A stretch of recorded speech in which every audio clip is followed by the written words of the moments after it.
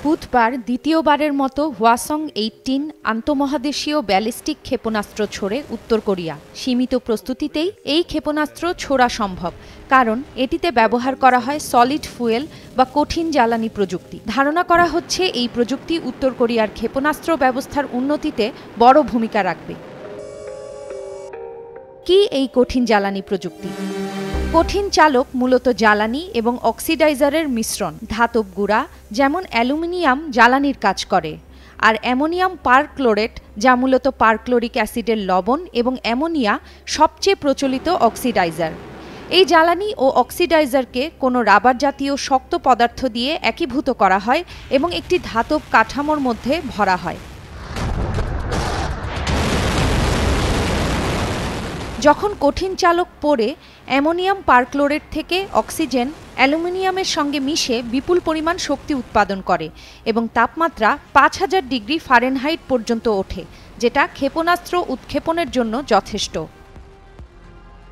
কার কাছে এই প্রযুক্তি রয়েছে?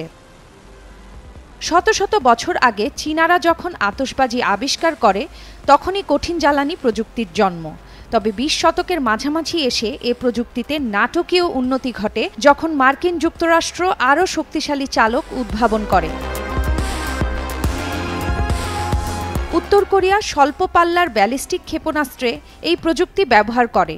70-এর দশকে সোভিয়েত ইউনিয়ন প্রথম কঠিন জ্বালানির আন্তঃমহাদেশীয় ব্যালিস্টিক ক্ষেপণাস্ত্র RT-2 ব্যবহার করে।